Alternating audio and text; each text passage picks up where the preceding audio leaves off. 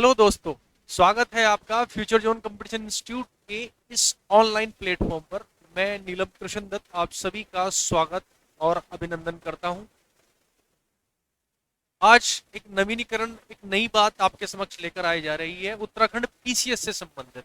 Uttarakhand PCS की परीक्षा अभी हाल ही में होने वाली है 1 अप्रैल 2022 को। तो इसी से संबंधित हम लोग यह वीडियो उत्तराखंड पीसीएस के जो एस्पिरेंट्स हैं, जो सीरियस एस्पिरेंट्स हैं, उनके लिए कुछ फैक्चुअल जानकारी उत्तराखंड स्टेट से रिलेटेड इंफॉर्मेशन लेकर इस वीडियो का उद्देश्य क्या है कि उत्तराखंड की जो तैयारी कर रहे हैं स्टूडेंट्स, वो इस वीडियो के माध्यम से लाभ ले सके और परीक्षा में अच्छे अंक लाने में ये वीडियो आपके लिए काफी मददगार साबित है। इस चीज का इस चीज की उम्मीद हम लोगों को। खैर, अब बात करते हैं उत्तराखंड से रिलेटेड कुछ फैक्चुअल जानकारी। तो इस वीडियो के माध्यम से बहुत सारे एस्पिरेंट्स को फायदा होने वाला है कि उत्तराखंड से रिलेटेड जो भी महत्वपूर्ण जानकारियां हैं वो आपको इसी प्लेटफॉर्म पर मिल जाएगी। तो चलिए फिर शुरुआत करते हैं इस वीडियो की। देख लेते हैं, उत्तराखंड स्पेशल वीडियो है। तो इस राज्य का गठन, पहले उत्तराखंड का गठन के बारे में बात कर लेते हैं। ये कब इसके बारे में इसका गठन हुआ था? तो ये 9 नवंबर सन 2000 को इसका गठन हुआ था। अगर हम इसकी कुछ बेसिक सी जानकारी के बारे में बात करते हैं तो पहले तो उत्तराखंड राज्य का गठन नहीं, मतलब उत्तराखंड का तो गठन हुआ था लेकिन ये उत्तरांचल के नाम से हुआ था। भारतीय गणतंत्र का, अगर देखें भारतीय गणतंत्र का यह कौन सा राज्य था, तो उस टाइम जिस बना था सन 2000 को, तब ये 27वां राज्य था। तब ये 27वां राज्य था। इसके संदर्भ में अगर हम देखें तो पर्वतीय राज्यों के क्रम में ये कौन सा राज्य था? तो ये 11वां राज्य था। अगर इसकी राजधानी हम जाने तो ये उत्तराखंड है, लेकिन अगर हम इसकी ग्रीष्मकालीन राजधानी की बात करते हैं तो ये गैरसैंण है। ये कब से निर्धारित हुई? 20 जून से।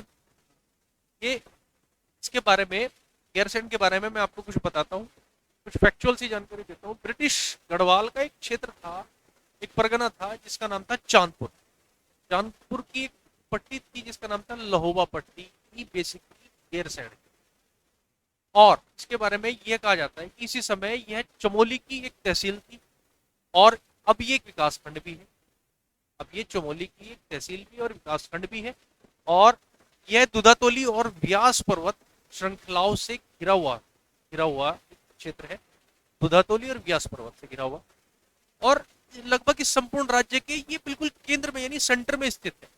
तो इसलिए गैरसैंण को मुख्य तौर पर रखा गया है। तो अब बात कर लेते हैं राज्य का खेल कौन सा है। राज्य का खेल है अपना फुटबॉल। राज्य का वाद्य यंत्र कौन सा है? वो है अपना ढोल। राज्य में विधानसभाएं कितनी है? अगर हम देखा जाए विधानमंडल कितने हैं, तो विधानमंडल के बारे में अगर हम हिसाब से बात करें तो एक सदनात्मक है। फिर आगे बढ़ते हैं हम जरा। ऐसे देश में ऐसे 2 विधानसभा सदन जिनमें 2 सदनात्मक, मतलब 2 सदन है जिनमें, यानी देश में 2 विधानसभा वाले भवन वाले अन्य राज्य कौन कौन से? अगर हम देखा जाए देश में 2 विधानसभा भवन वाले तो कौन कौन राज्य है? एक तो महाराष्ट्र है, एक हिमाचल प्रदेश है और एक जम्मू कश्मीर। तो ये एक फैक्चुअल जानकारी आपको पता होना चाहिए। 3 राज्य यहाँ पर स्थित है।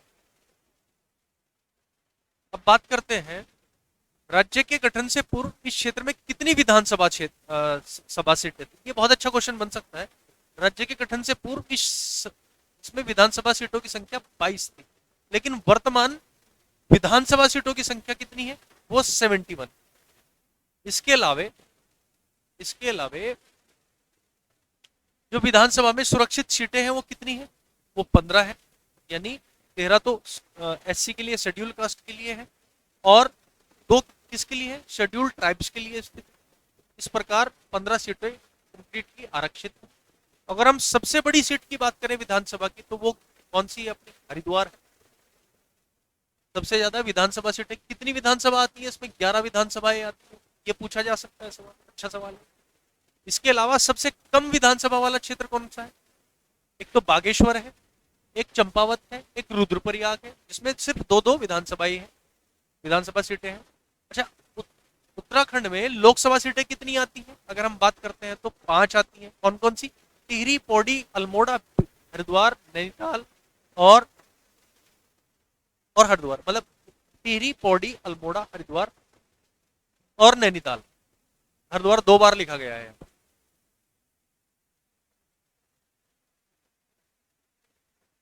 ठीक है जी।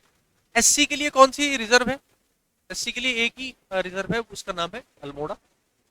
राज्य में कितनी विधानसभा सीट, राज्यसभा सीटें हैं अगर मैं बात करता हूँ तो 3 विधानसभा सीटें हैं, राज्यसभा सीटें हैं सॉरी।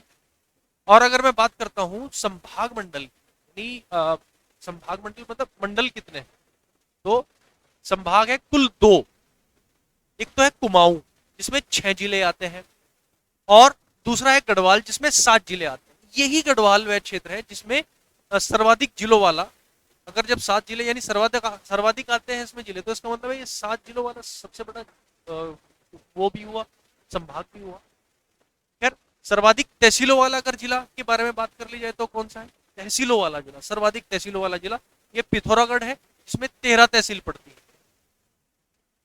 जिसमें 13 तहसील पड़ती है। और अगर बात कर ली जाए सबसे कम तहसीलों वाला, तो सबसे कम तहसीलों वाला कौन सा है अपना? रुद्रप्रयाग व हरिद्वार है, जिसमें कितनी है? इसमें 4-4 तहसीलें हैं। और सर्वाधिक विकास खंड वाला जिला कौन सा है अगर आपसे ये पूछ लिया जाए, तो सबसे ज्यादा विकास खंड वाला जिला है पौड़ी। सबसे ज्यादा विकास खंड वाला जिला कौन सा है अपना? पौड़ी। और सबसे कम विकास खंड वाला जिला कौन सा है? रुद्रप्रयाग। तो रुद्रप्रयाग सबसे कम के लिए आ जाता, सबसे ज्यादा के लिए पौड़ी है, सबसे कम के लिए रुद्रप्रयाग। सर्वाधिक नगरों वाला जिला कौन सा है? हरिद्वार है। सबसे कम नगर वाला जिला कौन सा है? बागेश्वर है। और अगर हम देखा जाए तो वनों के प्रबंध व नियंत्रण हेतु राज्य में वन पंचायतों के गठन की शुरुआत कब हुई थी? ये बहुत अच्छा क्वेश्चन बन सकता है। यहाँ से आयोग इस तरह के क्वेश्चन उठा लेता है। तो वन पंचायतों का गठन कब हुआ था, यानी वनों के प्रबंध व इसके नियंत्रण यानी कंट्रोल करने के लिए वन पंचायतों का गठन हुआ था, वो 1931 से हुआ था, यानी 1931 से इसका निर्माण। तो इस प्रकार मैंने यह इस वीडियो के माध्यम से आपको बेसिक बेसिक सी कुछ जानकारी दी है कि लोकेशन के बारे में और जिलों के बारे में सिर्फ बेसिक सी जानकारी दी। अब मैं आपको कुछ प्रमुख नियुक्तियों के बारे में आपको जानकारी देता हूँ। इसमें क्या क्या नियुक्तियां उत्तराखंड पीसीएस से संबंधित है, तो इसके बारे में आपको जानकारी प्रोवाइड कराता हूँ।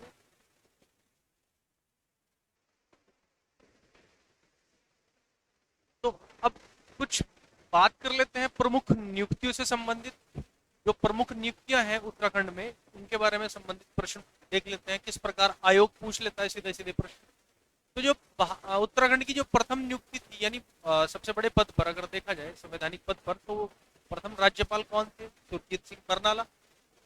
राज्यपाल सुरजीत सिंह बरनाला। दूसरे कौन थे? सुदर्शन अग्रवाल। लेकिन अगर हम बात करें पहली महिला राज्यपाल, जो कि 2012 के उत्तराखंड पीसीएस में सीधा सीधा सवाल पूछ लिया गया था कि पहली महिला राज्यपाल कौन थी जो उत्तराखंड की बनी थी राज्यपाल। ये पहली महिला राज्यपाल भी थी और चौथे नंबर पर भी आती थी, तो ये मार्गरेट अल्वा भी है। और अब वर्तमान कौन है राज्यपाल देखा जाए तो ये अपने गुरमीत सिंह जी हैं, जो रिटायर्ड लेफ्टिनेंट है। गुरमीत सिंह जी रिटायर्ड जनरल के पद से रिटायर्ड हुए थे गुरमीत सिंह जी। तो ये 9वें महीने में 2021 में इन्होंने अपना पदभार संभाला। किसकी जगह पर? बेबी रानी मौर्य जो थी दूसरी महिला राज्यपाल, तो उनके पद पर इन्होंने अपना कार्यभार संभाला। प्रथम विधानसभा अध्यक्ष या प्रथम विधानसभा अध्यक्ष अगर देखें अंतरिम रूप से, तो वो कौन थे? हमारे प्रकाश पंत जी हैं। तो ये आप ध्यान रखिएगा, इस तरह के सवाल सीधे तरीके से पूछ लिए जा सकते हैं। और प्रथम विधानसभा अध्यक्ष कौन? ये यशपाल आर्य जी हैं।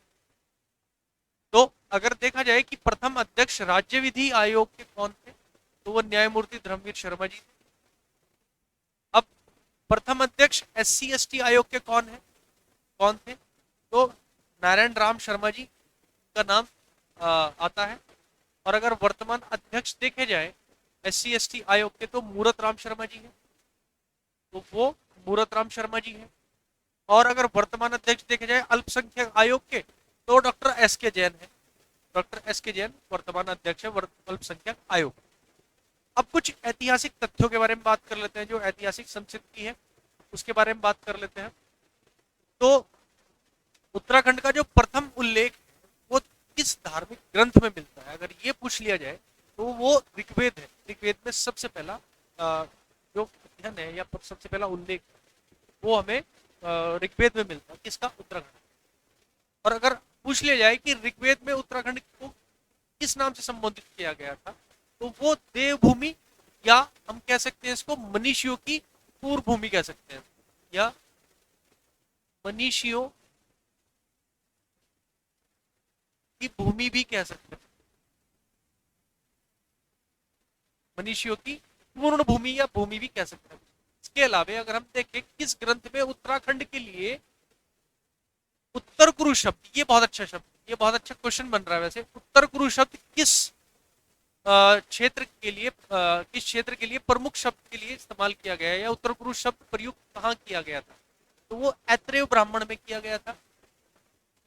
इसके अलावा अगला क्वेश्चन हम देख लेते हैं कि पाली भाषा में के बौद्ध साहित्यों में उत्तराखंड के लिए प्रमुख शब्द किस नाम से इस्तेमाल किया गया है। उत्तराखंड को किस शब्द के लिए हम लोग जानते हैं, पाली भाषा में जो इस्तेमाल किया है बौद्ध साहित्य, तो उसको हिमवंत के नाम से इसको इस्तेमाल किया। हिमवंत का मतलब होता था उत्तराखंड, ये एक बात अच्छा टर्म है। इसके अलावा अगर हम देखें प्राचीन काल में गढ़वाल क्षेत्र में कौन से दो विद्यापीठ थे जो बहुत ज्यादा प्रचलित थे और जिनका ऐतिहासिक तथ्य बहुत विशिष्ट है या बहुत प्रचलित था उस समय।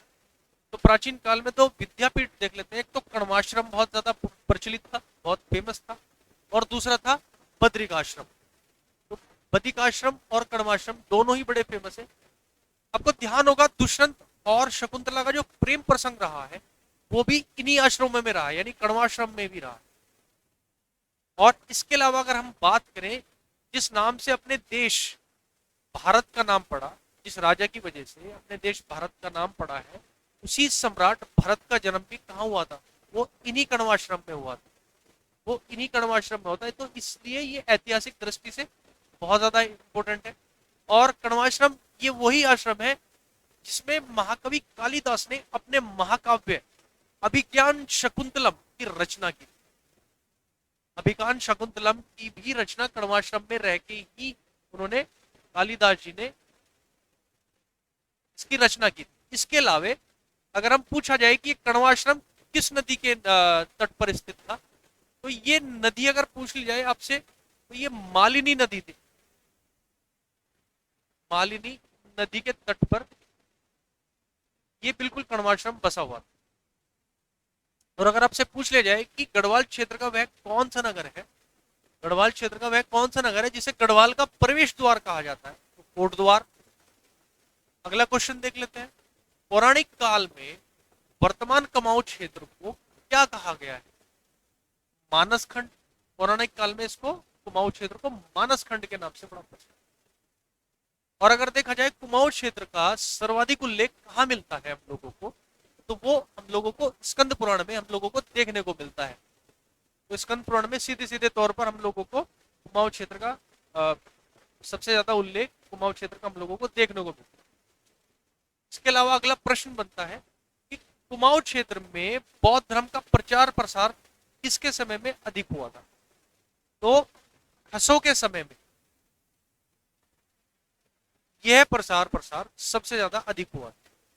अब इनके बारे में डिटेल्स मैं नेक्स्ट वीडियो में आपको लाकर देता हूं। और मुझे लगती है कि आज की जो इन्फॉर्मेशन है, ये जो फैक्चुअल जानकारी, ये आपके लिए थोड़ी उपयोगी साबित होगी। या इसके लिए मुझे लगता है कि ये आने वाले एग्जाम में एक दो क्वेश्चन या इस तरह क्वेश्चंस आयोग पर अपनी पैनी नजर रखता है। तो आयोग जिस तरह क्वेश्चंस बनाकर रखता है, मैं भी बिल्कुल एग्जैक्टली उसी तरह के क्वेश्चंस आपके सामने लाने की कोशिश की हम लोगों ने, ताकि एक दिवसीय एग्जाम जो 1 अप्रैल को होने वाला है, खंड का सबसे एग्जाम, उस पर जो विशेष नजर होती है आयोग की, उस तरह के प्रश्नों का संकलन करने की यहाँ पर कोशिश की गई। उम्मीद है कि वीडियो आपको पसंद आया होगा और आगे भी पसंद करेंगे। और हम लोग आपसे ये उम्मीद रखते हैं कि आप इस चैनल को जरूर लाइक और शेयर करेंगे, क्योंकि आपको वीडियो पसंद आया है। क्योंकि वीडियो जब पसंद आता है तभी तो लाइक और शेयर किया जाता है। तो चलिए, तब तक के लिए आगे वीडियो हम लेकर आते हैं। तब तक के लिए धन्यवाद, नमस्कार।